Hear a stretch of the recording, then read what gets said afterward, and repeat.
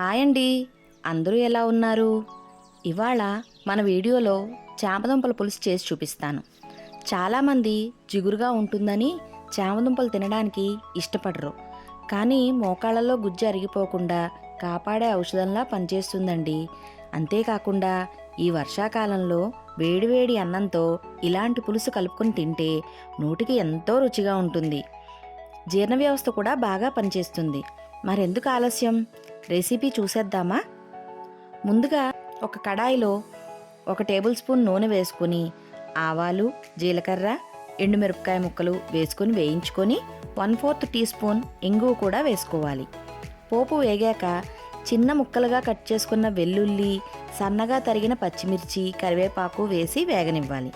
తర్వాత సన్నగా తరిగిన ఉల్లిపాయ ముక్కలు కూడా వేసి అందులోనే కొంచెం పసుపు, రుచికి సరిపడా ఉప్పు వేసి కొంచెం సేపు వేగనివ్వాలి. ఉల్లిపాయలు సగం వేగాక చిన్నగా తరిగి పెట్టుకున్న టమాటా ముక్కలు కూడా వేసి కొంచెం కొత్తిమీర తరుగు వేసి ఒకసారి కలిపి మూత పెట్టి 2 నిమిషాలు మగ్గనివ్వాలి. స్టవ్ చిన్న మంట మీద మాత్రమే ఉంచి చేసుకోవాలి. ఇప్పుడు టమాటాలు మగ్గిన తర్వాత ముందుగా ఉడికించి తొక్క తీసి ముక్కలుగా చేసుకున్న చామదుంపలు కూడా వేసి ఫ్రై చేసుకోవాలి.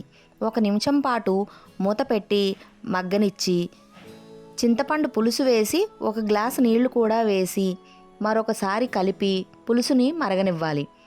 ఇప్పుడు కొంచెం రుచి చూసి ఉప్పుని అడ్జస్ట్ చేసుకోవాలి. 1 స్పూన్ ఎర్రకారం కూడా వేసి కలిపి మూత పెట్టి మరిగించుకోవాలి. చివరగా 1 స్పూన్ ధనియాల పొడి, జీలకర్ర పొడి వేసి చిన్న బెల్లం ముక్క కూడా వేసుకొని 5 నిమిషాల పాటు పులుసును మరిగించుకోవాలి. అంతే, ఎంతో సింపుల్గా టేస్టీగా ఉండే చామదుంపల పులుసు రెడీ. తీపి ఇష్టం లేనివారు బెల్లం స్కిప్ చేసేయచ్చండి, కానీ వేసుకుంటే చాలా బాగుంటుంది.